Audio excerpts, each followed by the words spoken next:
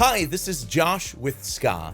In this video, I'm going to show you how to use SKAA Command, a free app for iOS, Android, macOS, and Windows. SKAA Command is marketed as the app that you don't really need, and this is because all SKAA transmitters and receivers can operate without the app. However, if you're using the Cassandra USB-C transmitter, the Ursula USB-A transmitter, the Diz Lightning transmitter, or the Gemma micro USB transmitter, the SKAA Command app can be really handy to control all of the SKAA receivers in your setup, including naming devices, volume control, muting receivers, and setting the audio routing of your receivers. So first, download the SKAA Command app to your device of choice. Here I'm going to be using it on an iPhone 15. iOS and macOS users can find it in the App Store. Android users can find it on Google Play, and Windows users can find it as a direct download from the SKAA website. Then pop in the transmitter for your device. Since I have an iPhone 15, I'll be using the Cassandra USB-C transmitter.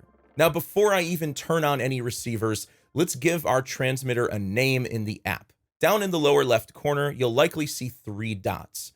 Click on this to give your transmitter a name. I'll call this one Josh's Cassandra transmitter.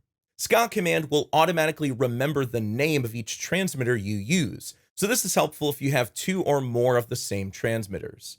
If I pop in a different Cassandra transmitter, you'll see this one doesn't have a name yet. I can click and give this its own custom name. If I unplug this transmitter and go back to my first transmitter, you'll see that the app automatically recalls the name of the transmitter. Next, turn on your SKAA receiver or receivers. With SKAA, you can instantly bond up to 4 receivers to any transmitter. I'll start by turning on one of my Dillinger Labs Aquarius speakers. You can see the Aquarius has automatically bonded to my Cassandra transmitter, and it's shown up in the app. If not, double-click the bond button on the receiver to explore for a new transmitter. Once bonded, you can press and hold the bond button for a few seconds to save it to the receiver's green list if you like. Now, I've already added the name of this receiver in advance, but if you want to change the name, you can click on the device name and type in your own custom name for the receiver.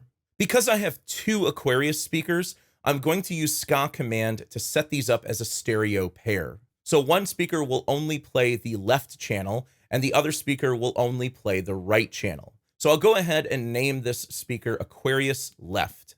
To change the audio routing for a receiver, click here, and you'll see 4 options: left channel only, right channel only, summed mono, which means that both the left and right channels are summed together, and stereo. Stereo is crossed out here because this option is only available when using a stereo receiver like headphones or a stereo speaker. Most of the time, you'll probably want to leave this on mono so that each speaker plays both the left and right channels. But when you have a stereo pair like this, you'll likely want to separate the left and right channels. So I'll set this first speaker to just the left channel. Next, I'll turn on my second Aquarius. Once again, you'll see it's automatically bonded to the transmitter. I'll go ahead and hold the bond button for a few seconds to save it to the receiver's green list. I'll name this one Aquarius Right. I'll go into the audio routing and confirm that the speaker is playing the right channel only. It's also worth mentioning that the Aquarius default to a stereo pair, since they're sold as a pair. However, if you're using another SKAA receiver that defaults to mono, this is how you can create a stereo pair manually. So now I have these speakers playing stereo audio, one playing only the left and one playing only the right. Next, I'll add in a pair of Dillinger Labs Helix headphones. I'll just turn these on, and they automatically bond to the transmitter. I'll go ahead and save these headphones to the green list as well. With headphones, the stereo format option is available, but you can easily change the routing to left, right, or mono if you like. Let's add in one more receiver, a Soundbox 4. With Soundbox, you have to turn on the speaker, put it in join mode, and the speaker should automatically bond to the transmitter. So now I have 4 receivers showing up in SKAA Command. You can control the volume of each receiver individually by moving this slider here, or control the volume of all receivers by adjusting the master volume slider at the bottom of the app. You can also tap the speaker icon to mute and unmute each receiver individually, or mute all receivers by pressing the triangle icon at the bottom.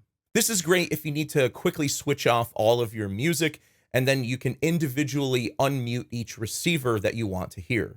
I should also mention that volume and mute controls done on the hardware will also be shown in SKAA command. So if I adjust the volume on each receiver, you'll see these changes in the app as well. If I triple click the bond button to mute a receiver, you'll see this muted in the app as well. So you can freely control your SKAA setup using hardware or software as you see fit. In the lower left corner, you'll see an icon for your transmitter's power mode. If you tap this, you can select one of 3 power modes for your transmitter. White means that the transmitter will only be powered on when there's audio playing. Red means the transmitter is powered on, regardless of whether audio is playing. And select the gray mode to turn off the transmitter. Here you'll see all receivers disappear from the list because Cassandra has been turned off. Let's turn this back on and you'll see all of the receivers come back. The last option I want to show you in SKAA command is the info dialog. Click here to show what version of SKAA command you have installed and what firmware version your transmitter has. Most of the time you'll never have to use this dialog, but it's there if you need it. So that's the SKAA command app.